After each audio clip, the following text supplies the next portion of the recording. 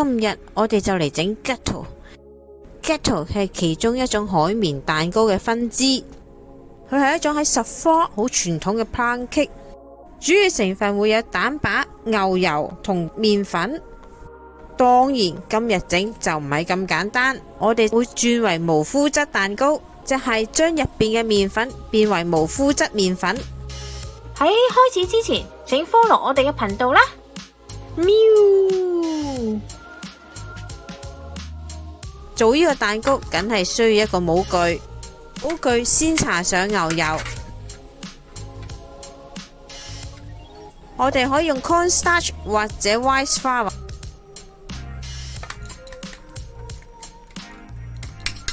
直到模具一層薄薄嘅粉包圍。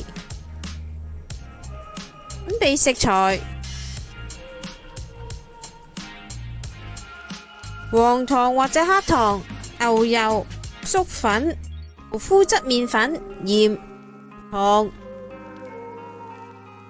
先將牛油融化，今次我就會採用雲呢拿精華，加上咖啡味精油，令到蛋糕充滿香濃嘅咖啡味。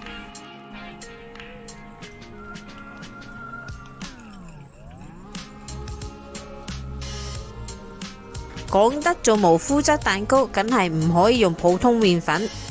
我手頭上呢一隻粉就嚟自於波叔嘅無麩質All-purpose baking flour， 寫明係無麩質，會由鷹嘴豆粉、薯粉、木薯粉、高粱粉同埋蠶豆粉混合而成，質地同麵粉睇落差唔多，不過佢比麵粉更軟熟，用力壓都唔會有結塊產生。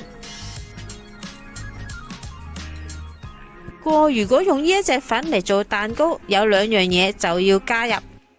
第一叫 cornstarch， 第二樣嘢叫 X 金 Centennial 金，佢包裝背後都有寫明，嚟增強佢嘅結度，亦都係蛋糕嘅穩定性。如果對豆類過敏，冇Centennial金，波叔另外一種無麩質麵粉 1-to-1 baking flour 可能更加適合你，入邊嘅成分會有米粉、薯粉、高粱粉、木薯粉同埋而家入Centennial金或者另外一隻 oat flour。我手頭上就冇呢兩隻麵粉，都唔作太詳細嘅解釋。黃糖同粉類先混合，分出蛋白，打發，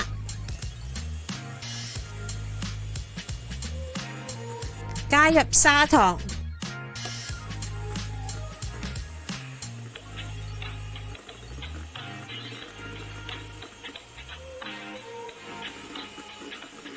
打至 soft peak， 你拎起有個小勾勾。分3次加入粉類，摺疊嘅形式混合，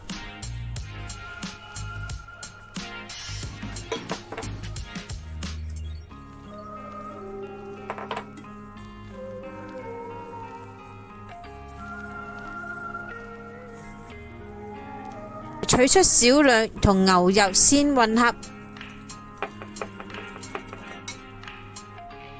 再放入圓麵團之中，防止牛油沉底，令佢混合得更加之好。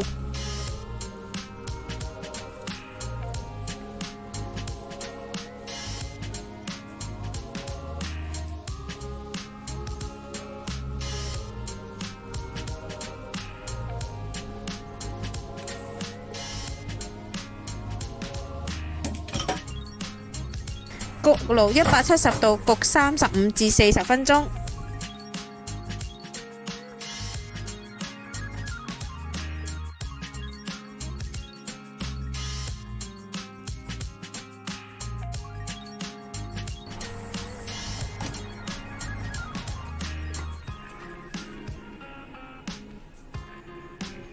喺不同方向插入蛋糕針，確定蛋糕完全成熟，趁熱除模，咁就搞掂。佢嘅質地比普通蛋糕更細緻同埋濕潤，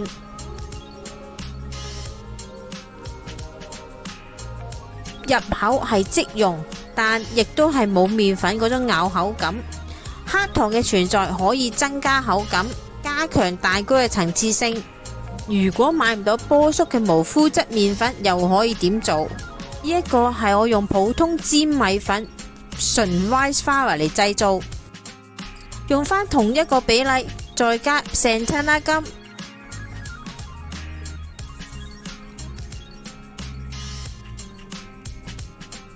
純粘米粉出嚟會有彈性，質地都係細緻，入口即化。不過食落口有種粉粒嘅效果。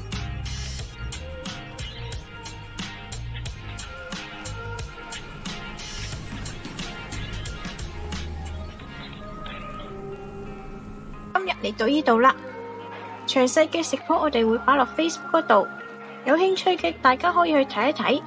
請 like 我哋嘅 Facebook 同埋 YouTube，以便獲得更多嘅資訊啦。